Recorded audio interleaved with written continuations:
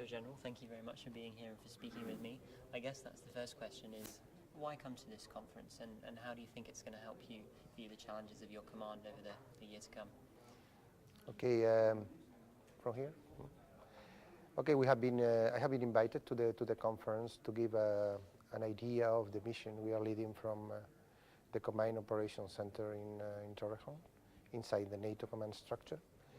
And I think the exchange of information and trying to understand what will be the future of the NATO command structure in the air domain with different partners from industry, from different nations, makes sense. That give us an idea or for the industrials where to put the money into the research and development, for us to imagine how to integrate the new assets into the common effort. So I think it's always useful to come and discuss with the people who's working in your area. And that theme of interoperability you mentioned is obviously a very important one for you as a NATO commander. What do you think the prospects are for continuing to improve the interoperability of NATO's air forces? Well, NATO, I have had that question many times. In the center of gravity of NATO is cohesion, interoperability. So being able to work together, to operate together, all the air force of the 29 nations of NATO. And we have been extremely successful along those lines. So during the last years, as you know, we operate all the air forces under the same training standards, same hardware, software, and at the staff level, and able to interconnect with our air assets in the different missions and operations that we have. Part of that success is the fact that we, the air domain, are the only ones that lead a standing mission, that is the air defense mission, 24/7. And to do that successfully, we need to talk the same language and have 100% interoperable means.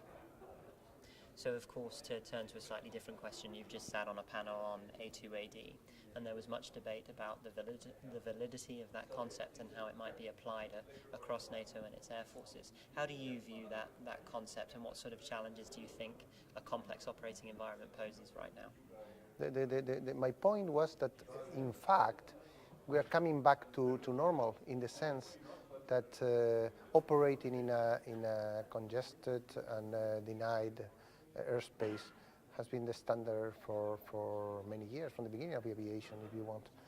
And yes, it's true that during the last decade, probably, we have been operating in areas that we had all the domain in the air and air superiority, and probably that is not going to be the case in the future. So back to basics, and we have to develop technique, tactics, and procedures. We have to train our crews. We have to go back. That is the standard contested airspace systems, with, of course, the procurement of aircraft able to operate and survive in such a complicated environment, if necessary. And talking of procurement, of course, one of the priorities is to prepare for an environment that's both more complex but also more multi-domain. Cyber is a phrase that's been used a lot during the conference. What's your take on how cyber is going to affect mission planning for future combat air power delivery? Definitely, cyber is one of our main concerns. We have to take that into account in every stage of the planning and the conduct of the operations.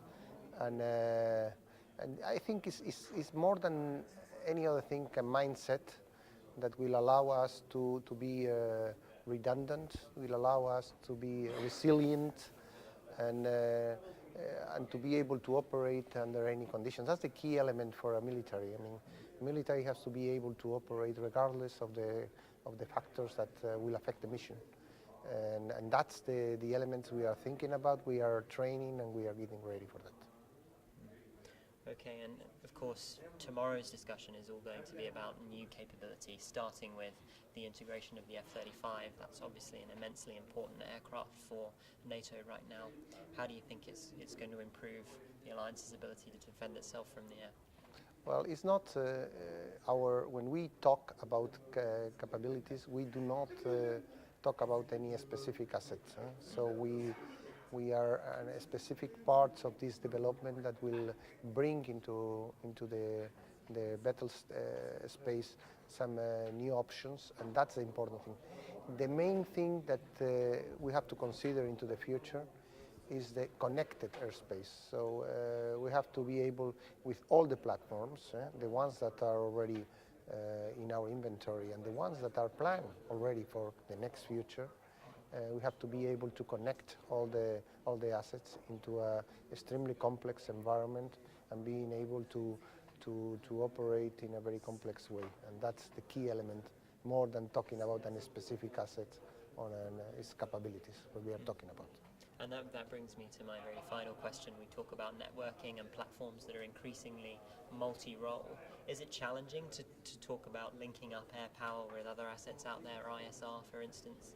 Is it a challenging discussion, that one too? There are technicalities that have to be solved by research and development, of course. But I'm not thinking about interacting with other assets in the air.